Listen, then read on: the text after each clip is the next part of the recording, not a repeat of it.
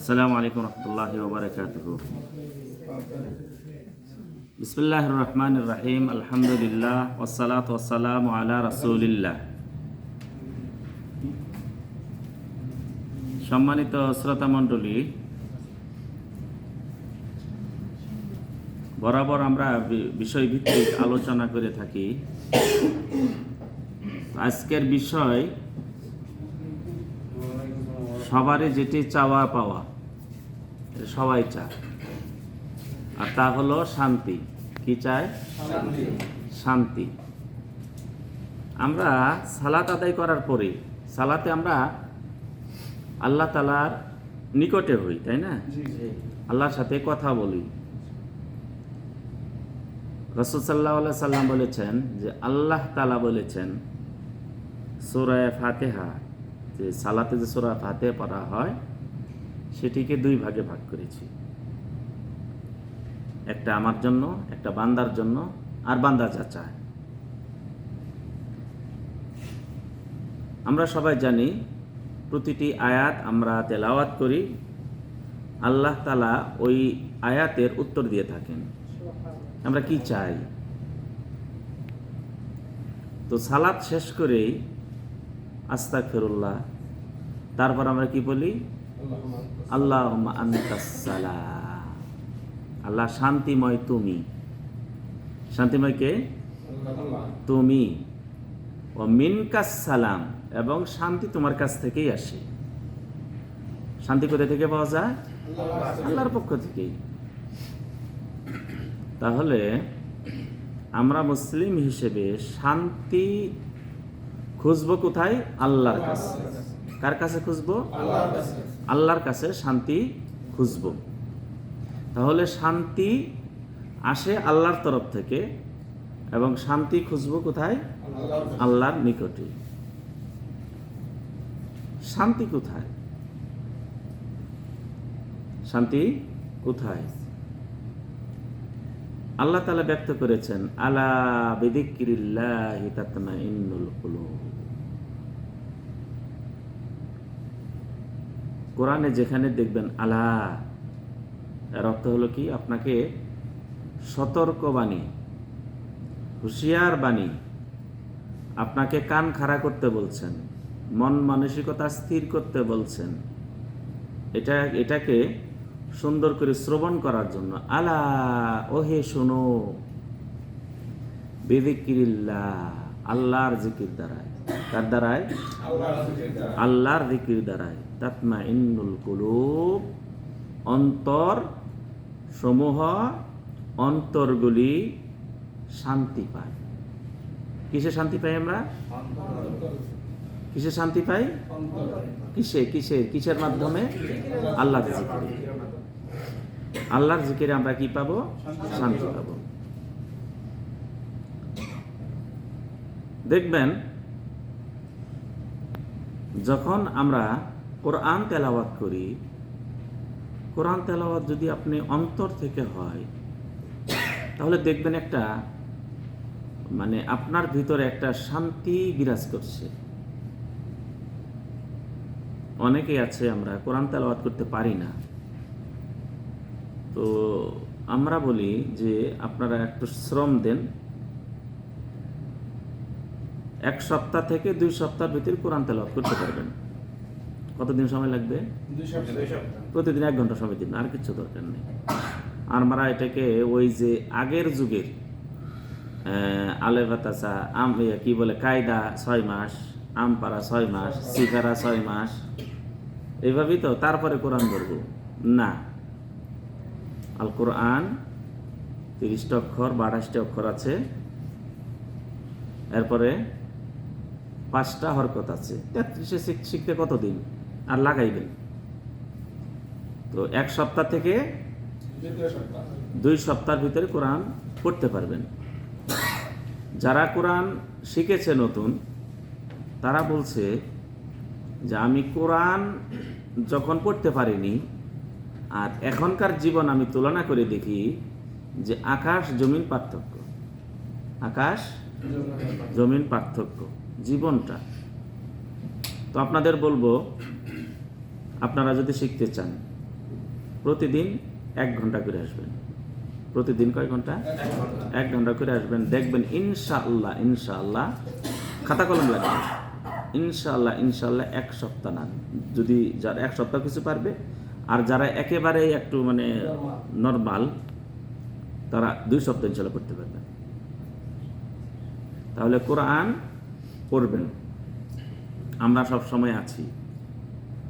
আপনাদের বারবার বলি যে আপনারা যারা এমনি সময় পান, মাঝে মাঝে চাটা খেয়ে যান।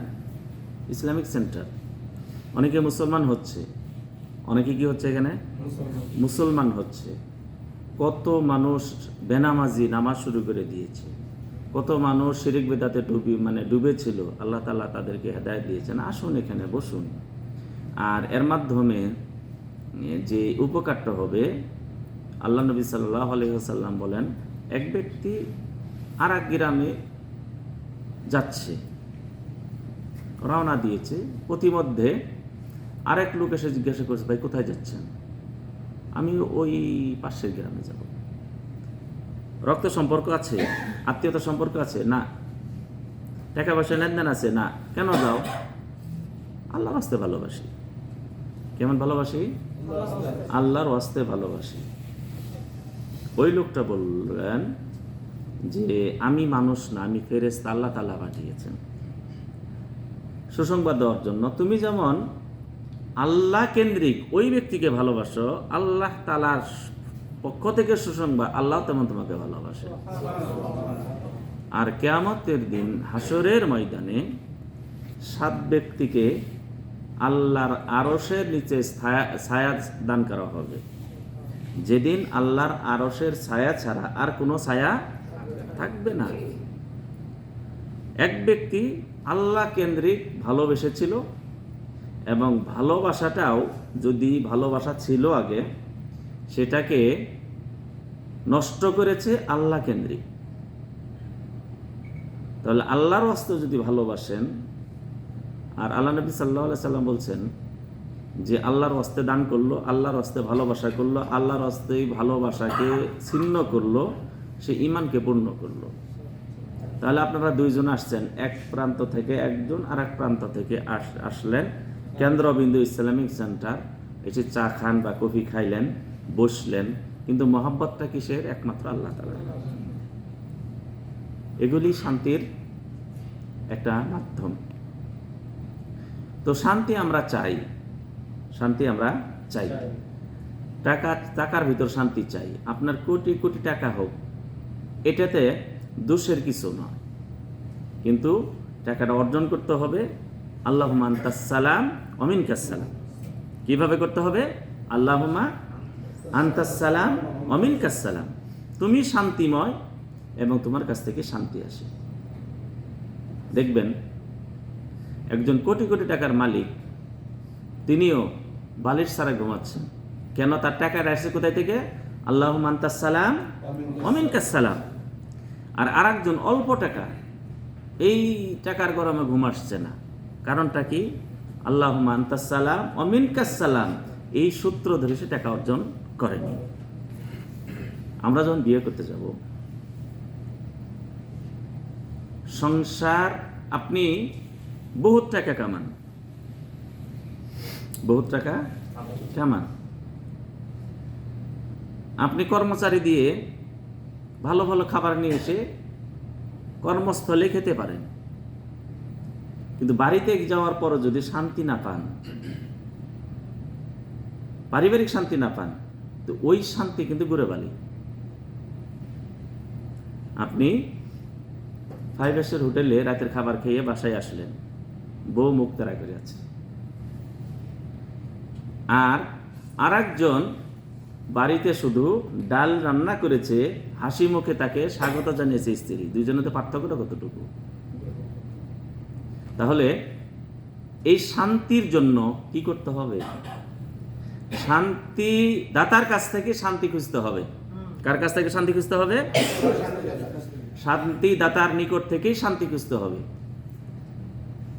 ফেরাউনের স্ত্রী, কার স্ত্রী? ফেরাউনের স্ত্রী। কার মা? শতালো মা। কার শতালো মা?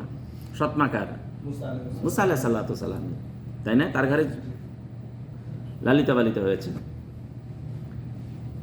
তাকে যখন হত্যা করা হচ্ছে, নির্যাতন, এমন নির্যাতন করা হচ্ছে, কেন নির্যাতনটা করে জানেন? যাতে করে মানুষ মনে করে যে নিজের স্ত্রীকেও ছাড়েনি, সে কি আমাকে ছাড়বে? তাহলে তার বিরোধিতা করবে না। এই জন্য তাকে আরো কি করা হচ্ছে? বেশি নির্যাতন করা হচ্ছে। ফেরাউনের স্ত্রী, তিনি মনে করলেন আল্লাহুম্মা আনতাস সালাম ওয়া মিনকাস সালাম, শান্তি তোমার নিকট থেকে এবং তুমি শান্তিময়। তিনি আল্লাহর কাছে দোয়া করলেন, আল্লাহ তুমি আমার জন্য তোমার নিকটে, আগে কি বললেন? তোমার নিকটে জান্নাতে একটি ঘর বানাও। কার নিকটে? তোমার নিকটে আগে বললেন, আগে কার নিকটে? তারপরে বললেন জান্নাতে। আগে বলেন না তুমি জান্নাতে একটা ঘর না তোমার না, তোমার নিকটে, তুমি আগে। কেন বললেন? আল্লাহুম্মা আনতাস সালাম, শান্তিময় তুমি, ও মিনকাস সালাম, শান্তি তোমার নিকট থেকেই আসে, তার কাছে চাইলেন। তো এই জন্য আপনি বাড়িতে গিয়ে যেন শান্তি পান, বিবাহ করেননি তারপরে যেন শান্তি পান। একা বাড়ি একটা করছেন, দূরে বাড়ি করেছেন, এখনো বিবাহ করেননি, গ্রামে সবাই আছে, দূরে একটু বাড়ি করেছেন অন্য গ্রামে বা শহরে, একা গিয়েও শান্তি কখন পাইবেন? পাশে ধ্রুম ধারম চলছে, গান চলছে, সকালবেলা ফজর নামাজ পড়তে যাবে, দেখবেন যে মাদারও একটা দাঁড়িয়ে আছে, সেখানে শান্তি পাবেন না। শান্তি কোথায় পেতে হবে? আসিয়া তিনি শান্তি কোথায় খুঁজলেন? আল্লাহ তোমার কাছে, আল্লাহর কাছে চাইতে হবে। আর সেটা হলো কি? আপনার যেই প্রতিবেশী যেন ভালো পান। আসিয়া কি চাইলেন? প্রতিবেশী, কার প্রতিবেশী হতে চাইলেন? আল্লাহ তাআলা। কার প্রতিবেশী হইতে চাইলেন? আল্লাহ তাআলা। তারপরে তিনি জান্নাত চাইলেন। তো আপনার প্রতিবেশী যদি ভালো হয়, প্রতিবেশী ভালো হইতে হবে। আজকে অনেকেই আমরা শান্তি খুঁজছি, যে আমার ছেলে যদি, অনেকে গর্ভবতী হয়, এই 8 মাস যখন হয় তখন পাঠিয়ে দেয় ফ্রান্সে, জার্মানি বা ইয়েতে আমেরিকায় বা কানাডায় পাঠিয়ে দেয়। ওখানে বাচ্চা হলো, বাচ্চা হলে কি ন্যাশনালিটি পেয়ে গেল, আমি আমেরিকার বাপ, আমি ফ্রান্সের বাপ, আমি জার্মানির বাপ, তাই না? তারা কি চিন্তা করে স্কটল্যান্ড বা অন্যান্য দেশের, মানে ব্রিটেনে অনেক দেশ আছে, বলছি ঈদের নামাজ পড়তে গেলে আমাদের গাড়িতে যেতে হয় 2 ঘন্টা, এবং বেশিরভাগ টেলিফোন আসে যে ভাই সৌদিকে চাঁদ উঠছে, কেন? বলছে আপনাদের দেখে আমরা রোজা রাখবো, এরকম পরিস্থিতি। তো ওখানে আপনি বাংলাদেশ থেকে গেছেন, মুসলমান ঘরের জন্ম, আপনার ঈমান এখনো ঠিক আছে, সন্তানরা তারপরে কি করবে? সন্তানরা তারপরে কি করবে? তারা কি ঈমান ঠিক রাখবে? আল্লাহু আলাম, বেশিরভাগই থাকবে না। এমনকি অনেকেই অনেক টাকা খরচ করে ছেলেকে পাঠিয়েছে পশ্চিমা কোনো দেশে, এখন সে আফসোস করে এবং রাতে উঠে কান্না করে, কোথায় পাঠাইলাম, ছেলে কথা শোনে না।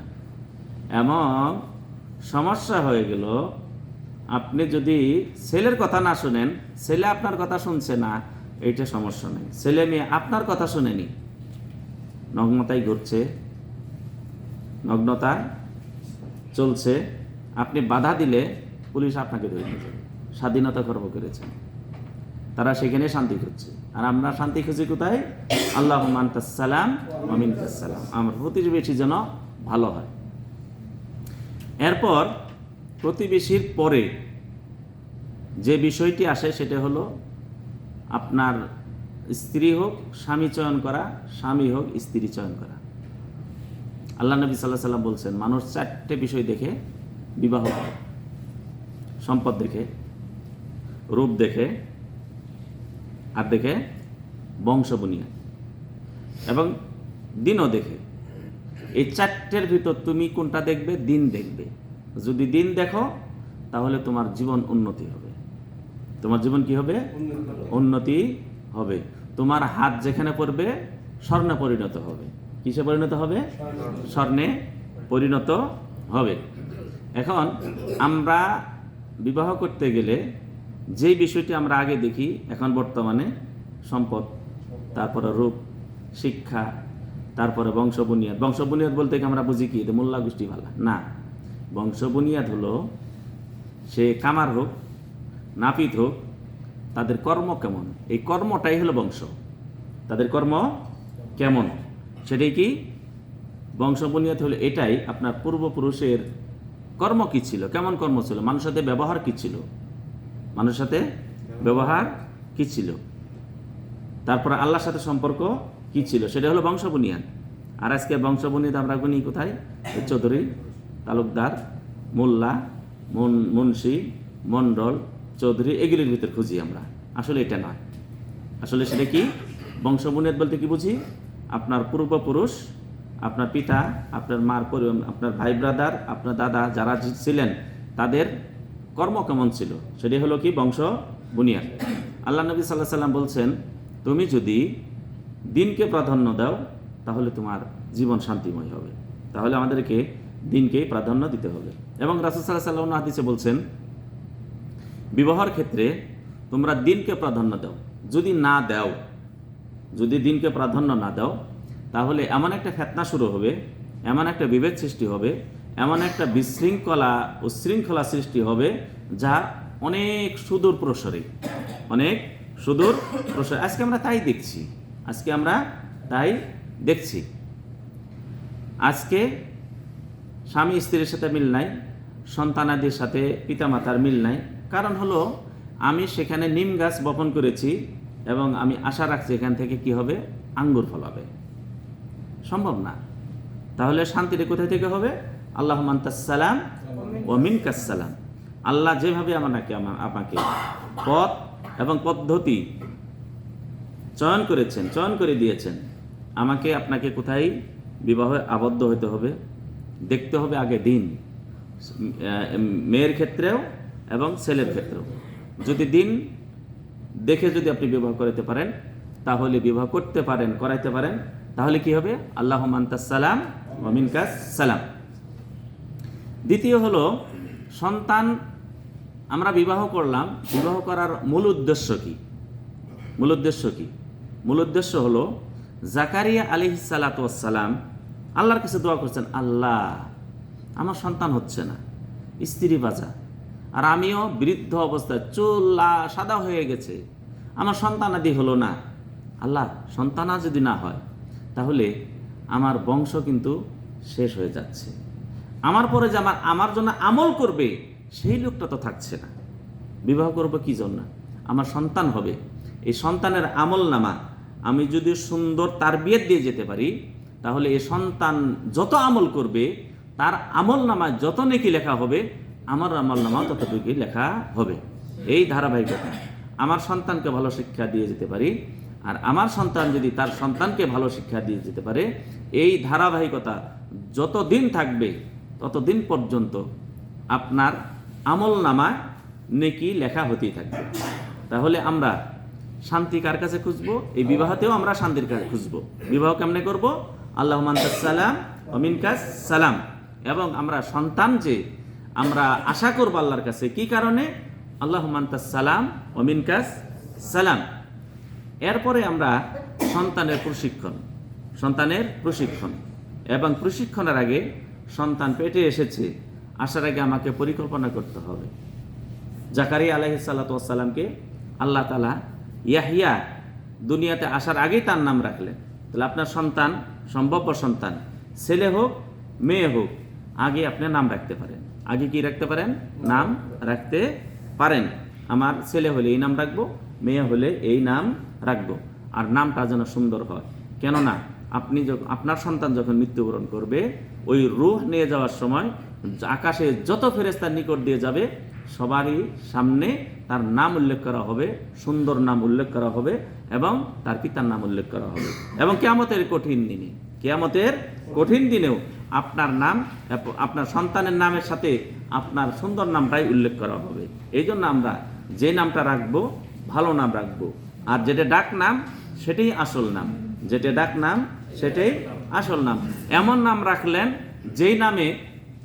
যেই নামটা উল্লেখ করার মতো নয়, আর ভালো একটা নাম আপনি রেখে আলমারিতে উঠিয়ে রাখলেন না, তাহলে নামটাও একটা কি মানুষের জীবনে প্রভাব ফেলে, নামেও কি করে মানুষের জীবনে প্রভাব ফেলে।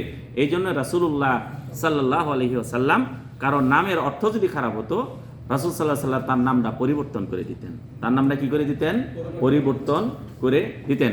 এই নামের ক্ষেত্রে যে আমাদের সমস্যা হয়, অনেক সময় পিতার নাম যদি উল্লেখ করা হয়, অনেক সময় দ্বিধাবোধ করি, কি নাম বলবো, নামটা কেমন জানি, মায়ের নাম কেমন জানি, আমার নামটাও কেমন জানি। তো নামটা ভালো করে রাখতে হবে। রাসূল সাল্লাল্লাহু আলাইহি সাল্লামের দ্বিতীয় খলিফা উমর রাদিয়াল্লাহু তাআলা আনহুর কাছে এক ব্যক্তি এসে অভিযোগ করলেন, ইয়া আমির আল মুমিনিন, আমার সন্তান আমার কথা শোনে না, অবাধ্য সন্তান। এখানেও কিন্তু এখন পর্যন্ত আছে, পিতামাতা যদি অভিযোগ করে পিতাকে জেলে দেওয়া, সন্তানকে জেলে রাখা হয়, এবং যতক্ষণ পর্যন্ত তার কাছ থেকে লিখিত না নেয় পিতামাতার সাথে ভালো ব্যবহার করবে, তার আগে ছাড়া হয় না। তো উমর রাদিয়াল্লাহু তাআলা আনহু তাকে সন্তানকে ডাকা হলো, ডাকার পরে বললো যে হ্যাঁ, উমর রাদিয়াল্লাহু রাগী ছিলেন।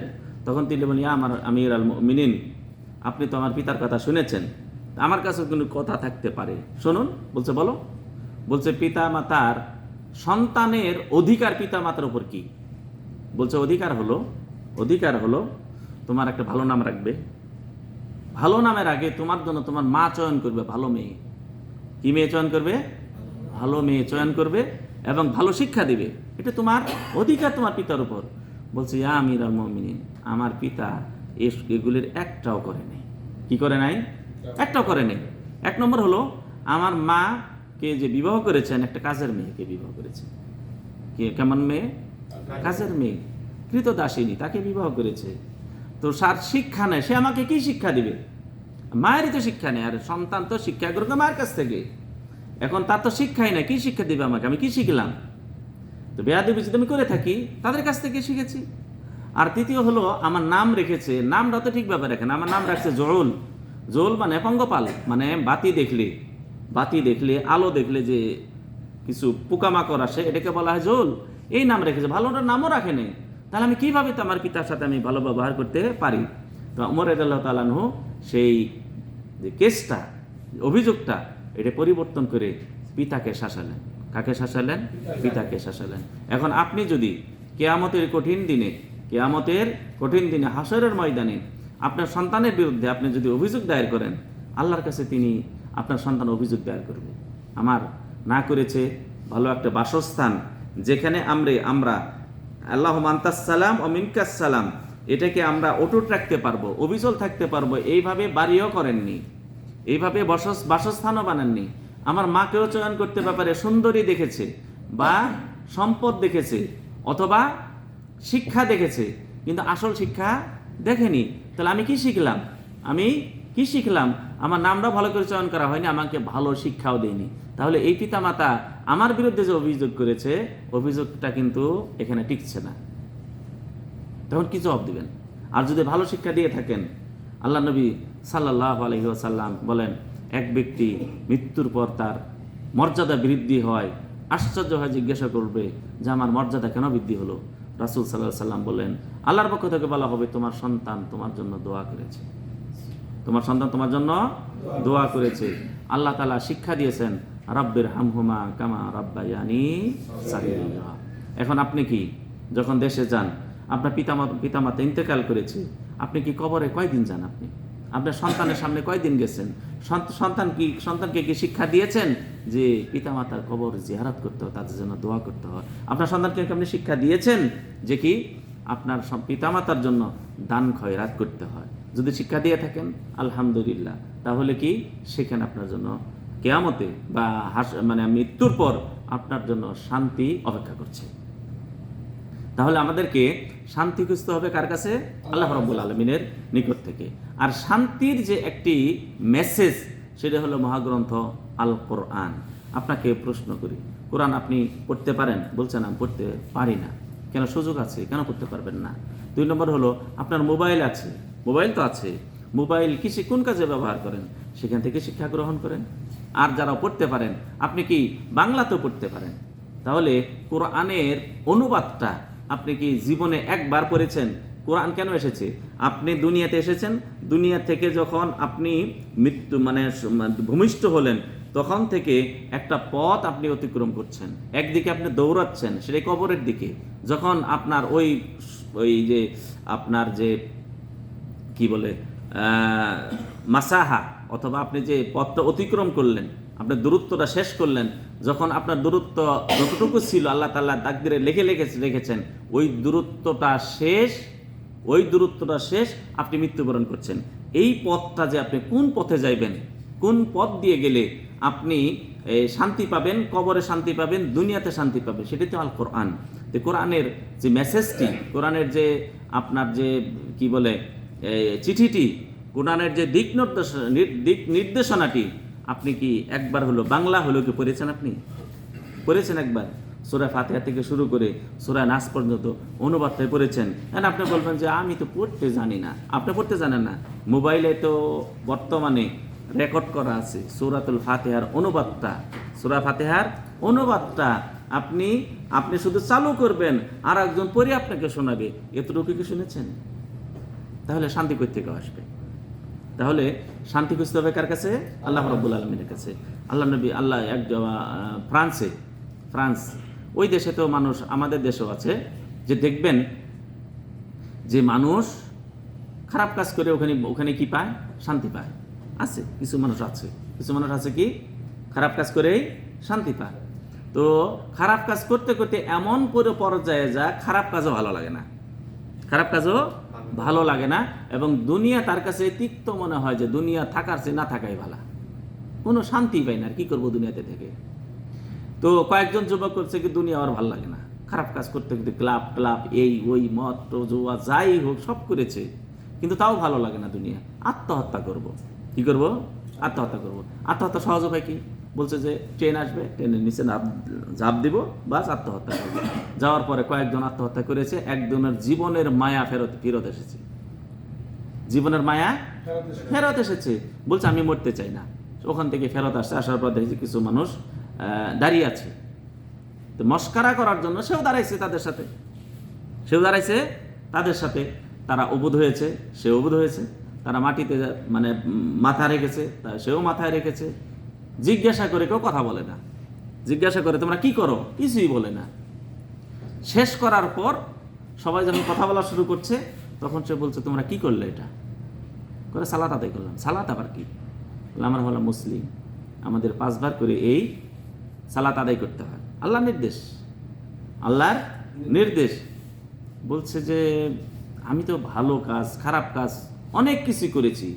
ক্লাবে আনন্দময় মুহূর্তে আমি নেচেছি, গেয়েছি, অনেক কিছুই করেছি, কিন্তু তোমরা যখন যে মাটিতে যে মাথাটা রাখলে, ওই সময়কালে যে আমার ভিতরে একটা শান্তি বিরাজ করেছে, এই শান্তি আমি কখনো পাই নাই। তো কি করলে এই শান্তিটা পাবো? বলছে সাধারণ বিষয়, কালেমা লা ইলাহা ইল্লাল্লাহ পাঠ করবে, এরপরে তুমি সালাত আদায় করতে পারবে। পরে বলছে যে আমি এইটাই তো চাই।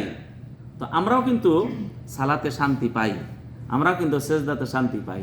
দেখবেন আপনি শরীর খারাপ যাই হোক না কেন, আপনার সেজদা একটু লম্বা করে দেন, কতই শান্তি। কেননা রাসূলুল্লাহ সাল্লাল্লাহু আলাইহি ওয়াসাল্লাম বলছেন আকরাবু মা ইয়াকুনুল আবদু ওয়া হুয়া সাজিদ।